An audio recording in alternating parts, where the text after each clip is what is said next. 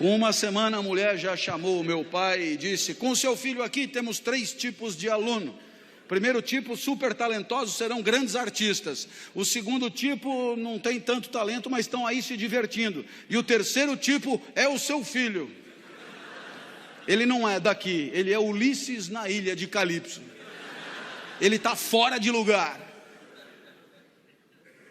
Mas aí aos 13 anos a vida mudou. O professor de geografia entrou no primeiro dia de aula.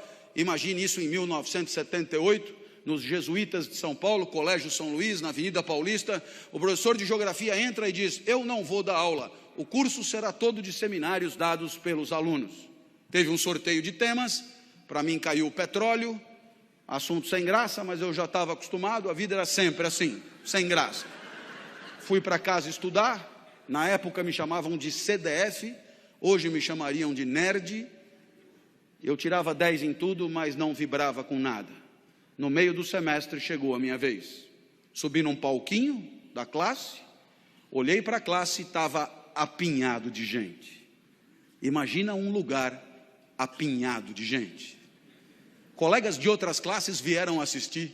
Os professores deixaram que viessem e vieram junto. Eu tinha fama de doido, isso ajudava a atrair as pessoas. Eu era muito esquisito quando eu era criança.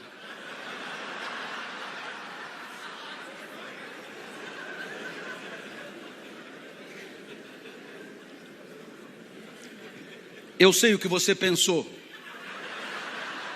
mas eu era muito mais esquisito quando eu era criança.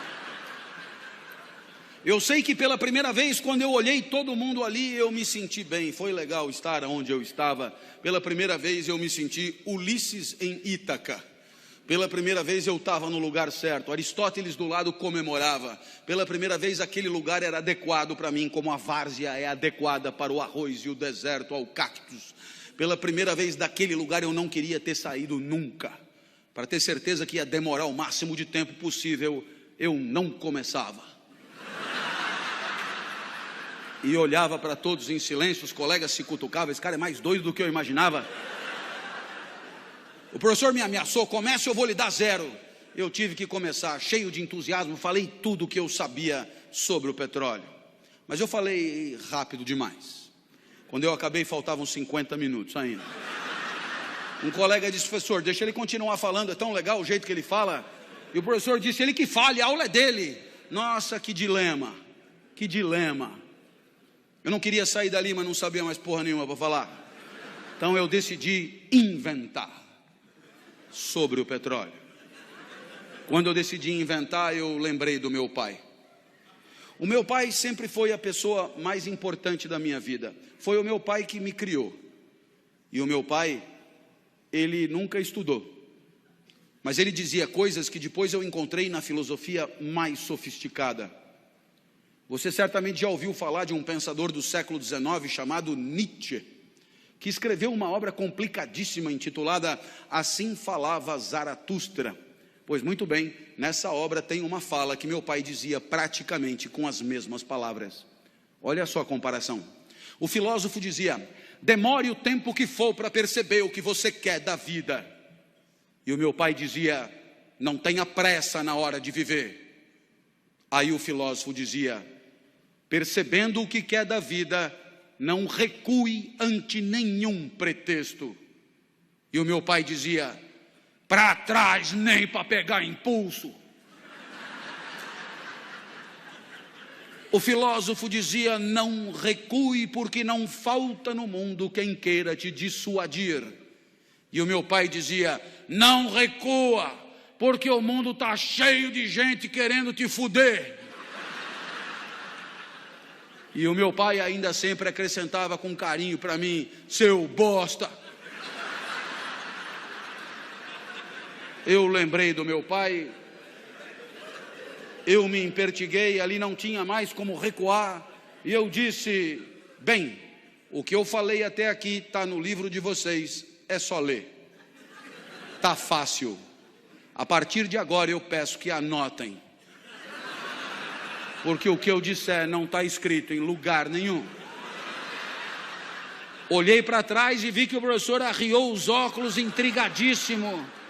Eu tive medo, mas eu lembrei do meu pai.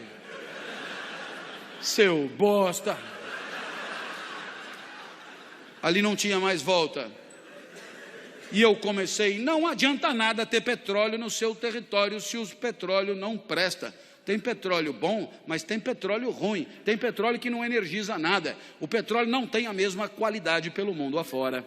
Da onde eu tirei isso, não me pergunte. Mas dando palestra na Petrobras, eles me garantiram, a intuição é perfeita, tinha petróleo que não presta mesmo, tem petróleo que não energiza nada, eu já sabia aos 13 anos. Então eu me levantei mais e disse, todo mundo sabe que o melhor petróleo do mundo é o petróleo da Romênia. Começaram a anotar. Eu achei fascinante que anotassem. Então eu expliquei, do norte da Romênia, claro, região da Moldávia. A Moldávia não existe. Eu tirei das aventuras de Tintim. Eu olhei para trás e vi que o professor balançava incrédulo. Ele não devia entender nada daquilo. Eu não sei nem onde fica a Moldávia. Esse cara não pode estar zoando com a minha cara. Eu vi que era hora de quebrar ele no meio, aproveitar a fragilidade dele. Perguntei, o senhor sabia disso? Ele olhou apavorado e disse, não sabia. Eu falei, então anota para aprender alguma coisa.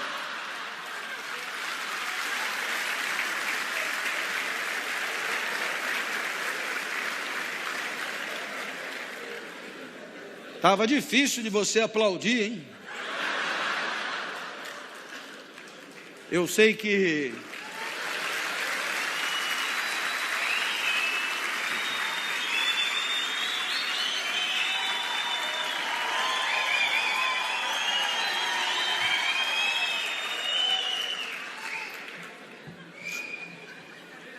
Vamos fazer desse evento um evento inesquecível. Eu vou fazer o melhor que eu puder aqui. Pode vir comigo? Eu sei que eu continuei falando o que me vinha na cabeça, porque eu não precisava lembrar de mais nada. Falei de petróleo na Ilha do Bananal, em Fernando de Noronha, em Madagascar.